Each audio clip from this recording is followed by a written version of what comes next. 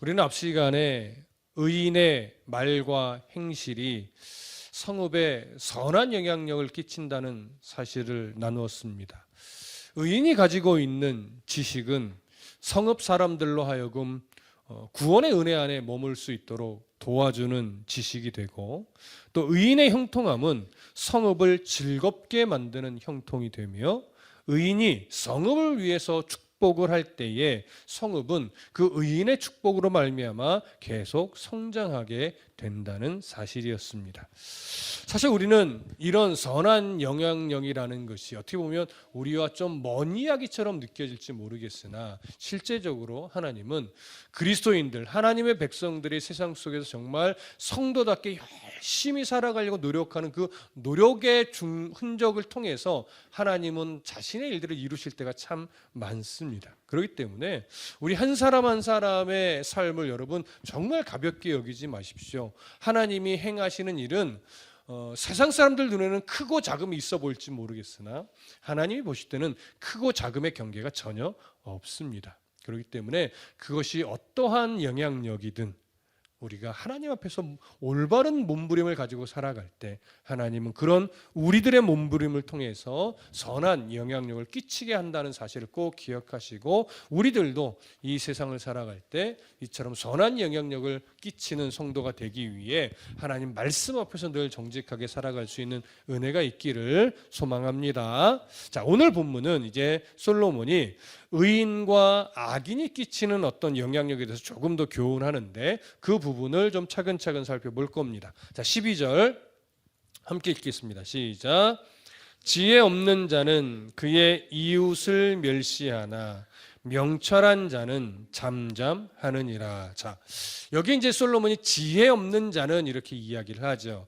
지혜 없는 자, 똑똑하지 않은 자, 이런 사람을 말하는 게 아닙니다. 문자적 의미는 마음이 텅 비어서 생각이 모자란 자다라는 의미를 가지고 있지만, 오늘 본문에서는 어떤 부분이 강조되고 있는 거냐면, 하나님의 지혜를 거절하고 그저 자기의 소견에 오른 대로의 그 가치를 가지고 살아가려고만 하는 자, 이런 자를 오늘 성경은 지혜 없는 자다.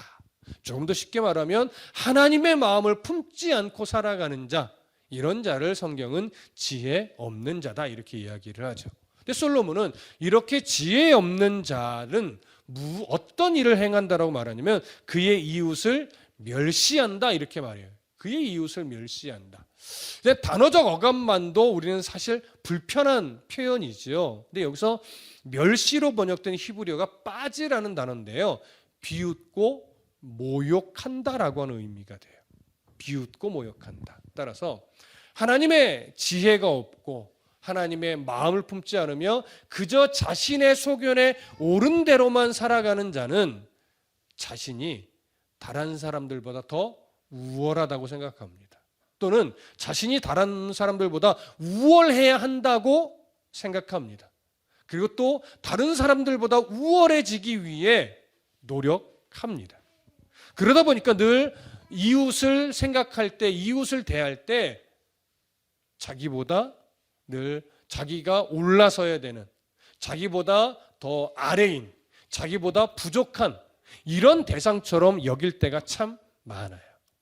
그리고 그렇게 보려고 합니다. 그리고 그렇게 아예 판단을 해버리는 경우도 있습니다. 그러니까 이웃을, 다른 사람을 우습게 보는 경향이 있지. 이런 류의 사람이 구약 성경에 대표적으로 누구를 이야기할 수 있냐면, 이런 사람에 대해서 구약 시대 라멕이라는 인물을 살펴볼 수가 있습니다. 가인의 후손이죠. 창세기 4장 23절과 24절을 보면 이렇게 기록되어 있어요. 라멕이 아내들에게 이르되 아다와 실라여 내 목소리를 들으라. 라멕의 아내들이여 내 말을 들으라. 나의 상처로 말미암아 내가 사람을 죽였고 나의 상함으로 말미암아 소년을 죽였도다. 가인을 위하여는 벌이 7배일진데 라멕을 위하여는 벌이 77배이리로다 하였더라. 자, 여기에 등장하는 라멕, 가인의 후손으로서 하나님을 떠나 하나님과 상관없이 가인이 건축한 성에서 태어나 하나님의 마음을 품지 않고 살아가던 대표적인 인물입니다. 라멕은 처음부터 하나님과 상관없는 삶을 살았어요. 하나님에 대해서 들어보기는 했겠죠. 하지만 하나님을 경험해 본 적이 없고 하나님을 바르게 섬겨야 된다는 교육을 받은 적도 없는 인물입니다. 이런 라멕은요, 한 남자가 한 여자와 결혼하니까 한 남자와 한 여자가 결혼하는 하나님의 일부일처의 법을 가장 먼저 깨고 두 여자와 결혼한 인물입니다. 이런 라멕이 어떤 말을 마지막 부분에 했냐면, 나의 상처로 말미암아 내가 사람을 죽였고 나의 상함으로 말미암아 소년을 죽였도다. 한 사람을 죽인 건지 몇 사람을 죽인 건지 알 수는 없지만 여기에 표현된 내용을 정리해 보면요, 이 라멕은 자신이 기분이 나빠서 사람을 죽이고 자존심을 상해서 사람을 죽였다, 이런 의미가 돼요. 무슨 느낌인지 이해되십니까? 그런데 이렇게 자기 기분에 따라 자기 감정에 따라 사람을 죽인 것도 큰 문제인데, 더 큰 문제는 뭐냐면 사람을 죽이는 엄청난 죄를 짓고도 하나님을 두려워하지 않고 있다는 사실이에요. 죄의식을 갖기보다는 오히려 자신을 죽이려는 자는 77배의 벌을 받아야 한다고 큰 소리를 치면서 자기의 힘을 과시하고 있었어요. 이것이 라멕이 가지고 있는 정말 가장 큰 문제인 거죠.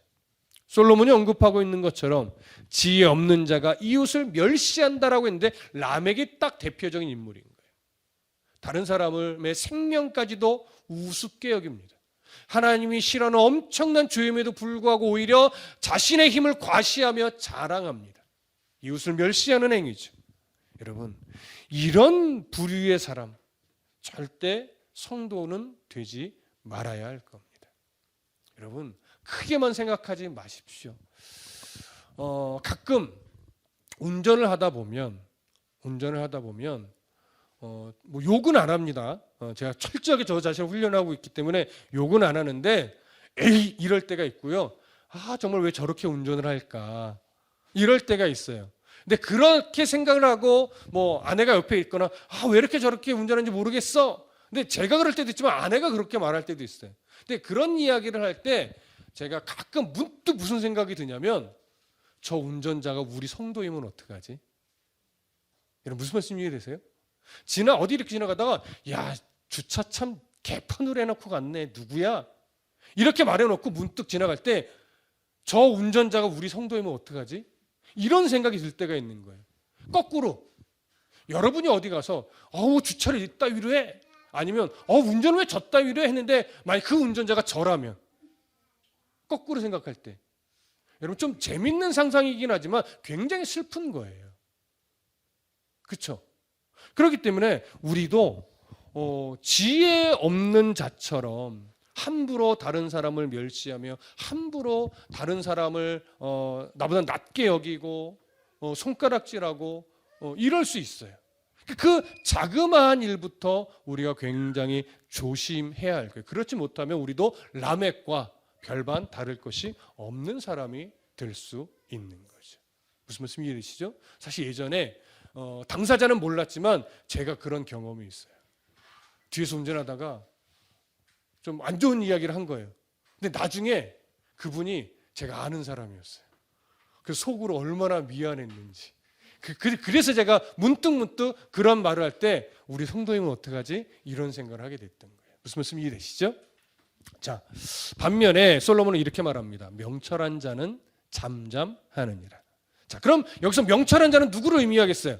똑똑한 사람? 아니죠. 하나님의 은혜 아래서 살아가는 자, 하나님의 마음을 품고 살아가려고 노력하는 자, 이런 사람이 명철한 자예요. 그런데 명철한 자는 뭐 한대요? 잠잠한대요. 여러분, 여기서 잠잠한다는 건 무슨 의미일까요? 말이 없다? 이런 의미일까요? 아니요, 그걸 강조하는 것이 아니라 지극히 신중한 태도를 가지고 살아간다는 의미예요. 이웃을 멸시하거나 누군가에게 해가 되지 않는 일을 하지 않기 위해서 섣부르게 말하지 않으려고 하고 섣부르게 행동하지 않으려는 그런 태도를 가지고 살아가는 사람, 이런 사람을 말해요. 그래서 명철한 자는요, 이웃을 웬만하면 격려하거나 축복하는 말을 할지언정 정죄하는 말은 일단 미루는 사람이에요.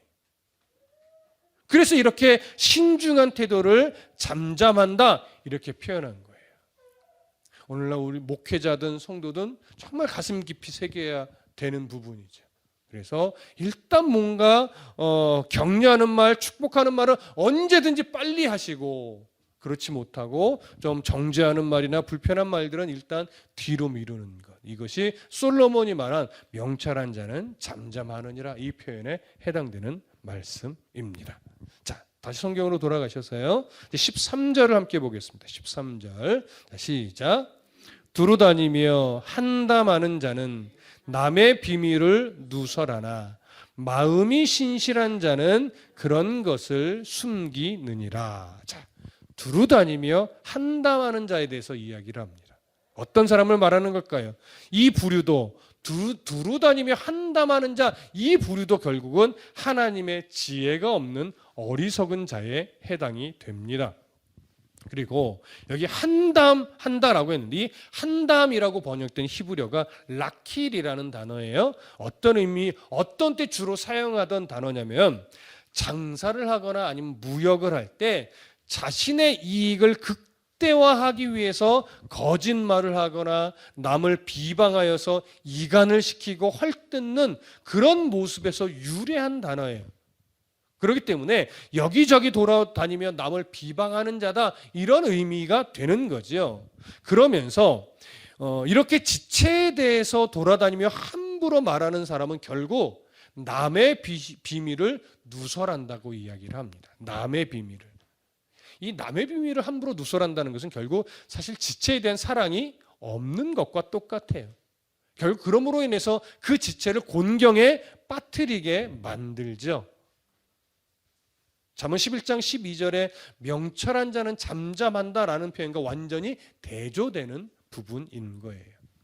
그럼 마태복음 18장 15절부터 17절에도 보면 예수님이 어떤 말씀을 해주셨냐면, 네 형제가 죄를 범하거든 가서 너와 그 사람과만 상대하여 권고하라. 만일 들으면 네가 네 형제를 얻은 것이요, 만일 듣지 않거든 한두 사람을 데리고 가서 두세 증인의 입으로 말마다 확증하게 하라. 만일 그들의 말도 듣지 않거든 교회의 말하고 교회의 말도 듣지 않거든 이방인과 세리와 같이 여기라, 이렇게 되어 있어요. 예수님도 지체의 죄를 발견했을 때 함부로 다른 지체에게 떠벌리지 말고 그를 사랑하는 마음을 가지고 당사자를 찾아가서 조용히 권면하라고 말하는 거예요. 그래도 듣지 않는다면 두어 사람을 데리고 가서 또 사랑하는 마음으로 권면하라고 이야기를 한 거예요. 그래도 듣지 않으면 교회의 말에서 교회가 정말 사랑하는 마음으로 권면하도록 하라, 이 얘기를 하는 거죠. 여기서의 강조점은 하나예요. 어떻게 해서든 형제의 죄를 섣부르게 드러내지 말고 그를 사랑함으로 신중하게 대하라. 이것이 강조점이 있는 거예요. 솔로몬은 이렇게 두루 다니며 험담하는 자에 반해서 또 대조적으로 무엇을 말하냐면, 마음이 신실한 자는 그런 것을 숨기느니라, 이렇게 말해요. 마음이 신실한 자는 결국 두루 다니며 한담하는 자와 또 정반대의 사람이죠. 자, 이런 사람은 결국 하나님을 경외하는 자이고 신실한 영혼을 가진 자이며 신앙이 성숙해지는 훈련을 받고 있는 사람이에요. 이런 사람은 그런 것을 숨긴다라고 이야기를 합니다. 그러면 그런 것이 뭐겠어요? 남의 비밀이겠죠. 남의 죄겠죠. 남의 허물이겠죠. 그런 비밀, 허물, 죄, 이런 것들을 함부로 말하고 다니지 않는 사람이 바로 마음이 신실한 자라는 의미고, 마음이 신실한 자는 바로 이렇게 남의 비밀을 함부로 누설하지 않는다는 의미가 돼요. 결국 남의 비밀을 함부로 말하지 않는다는 표현에는 어떤 의미도 담겨 있냐면, 남의 비밀을 지켜주기 위해 의도적으로 노력하며 철저하게 그 비밀을 지켜준다는 의미도 담겨 있어요. 여러분, 이렇게 남의 비밀을 지켜주는 게 왜 중요하냐면, 보편적으로 이 당시를 기준으로 본다면 남의 비밀이라는 것은요, 그 사람의 수치나 아니면 죄와 관련된 것이기 때문에 그래요. 그런데 여기서 한 가지 조심할 것은 남의 비밀, 남의 죄, 남의 수치를 남의 수치를 말하지 않고 그 비밀을 지켜준다는 것을 잘못 오해해서 남의 잘못을 합리화해 준다. 뭐 그럴 수도 있지만 이렇게 그냥 남의 잘못을 가볍게 생각한다 이런 의미는 아니에요. 그 잘못이 있을 때, 허물이 있을 때 분명 죄에서 돌이키도록 지혜롭게 도와주어야 하는 것은 마땅합니다.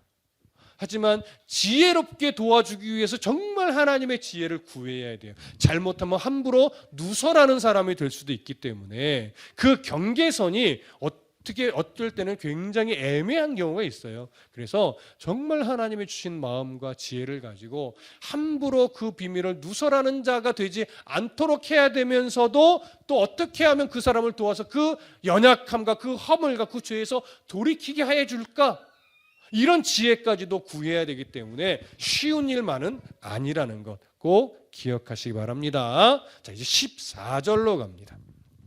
14절 함께 읽습니다. 시작. 지략이 없으면 백성이 망하여도 지략이 많으면 평안을 누리느니라. 자, 지략이 없는 것과 지략이 많은 것을 비교하죠. 이 지략이 없다는 것은요, 당시 주로 어떤 상황에서 쓰던 표현이냐면 통치자들이 갖고 있는 지혜를 말할 때 이 지략이라는 표현을 당시에는 썼었어요. 특히 지략이라고 번역된 히브리어 타흐볼로트라고 하는 단어는요, 이런 배를 움직이는 도구를 표현할 때 주로 사용했어요. 배를 움직일 때, 그러니까 배를 잘 움직여야 정확하게 가잖아요. 암초에 안 걸리잖아요. 그래서 그 배를 움직이는 도구를 말할 때 지략이라는 이 타흐볼로트라는 단어를 사용했던 거예요. 따라서 통치자가 가지고 있는 지략, 이 지략이 올바러야, 지혜로워야 그 나라가, 그 사회가 정말 건강하게 성장할 수 있는 거죠. 바로 그렇게 나라를, 백성을, 사회를 바르게 이끌어가는 통치력, 지혜, 이것이 바로 지략이에요. 그러면 이렇게 통치자가 나라를, 사회를, 백성을 바르게 이끌어가기 위해서 필요한 그 지략은 근본적으로 어디서부터 오는 걸까요? 책에서 오는 것이 아니고 하나님에게서부터 오는 거죠. 하나님의 지혜 없이 나라를, 사회를, 백성을 바르게 다스릴 수 없습니다. 그런데 이런 통치자가 아무리 똑똑하다고 하더라도 하나님의 지혜를 가지고 있지 않다면 그 사회나 그 나라는 하나님이 원하시는 건강한 모습으로 다스려질 수가 없는 거예요. 똑똑하다라고 말하지만 얼마 지나지 않아 하나님이 기뻐하지 않는 흔적들을 만들어내게 되어 있습니다. 그러나 지도자가, 통치자가 지략이 많으면 평안을 누린다고 해요. 이 지략이 많다는 건 결국 뭐예요? 하나님의 마음으로 가득 차 있고 하나님의 말씀으로 가득 차 있고 하나님이 주신 지혜를 가지기 위해 부단히도 말씀 안에서 하나님의 그 지혜를 발견하기 위한 노력을 게을리하지 않는다라고 하는 것이죠. 그러니까 통치자는 결국 무엇으로 무장되어야 하느냐? 하나님의 지혜, 하나님의 말씀, 하나님의 뜻으로 무장되어 있어야 하는 거예요. 뿐만 아니라 그 참모진들 또한 하나님을 가까이 하는 참모진이 많아야 되는 거겠죠. 그럴 때 나라가, 백성이, 사회가 평안을 누리며 건강하게 성장할 수 있는 겁니다. 자, 이런 지략, 그리고 이렇게 지혜로운 자, 마음이 신실한 자, 이런 사람이 사실은 우리가 되어야 해요. 한 교회의 목회자가 이런 지혜가 없으면 그 교회를 건강하게 성장할 수 없게 되죠. 그 교회가 건강하게 성장하기 어렵죠. 각 소그룹의 리더 또한 하나님의 지혜가 없다면 그 소그룹을 건강하게 세워가기 어렵습니다. 한 가정의 부모들이 이 하나님의 지혜로 채워져 있지 않다면 또 그 가정이 건강하게 세워지기 어렵죠.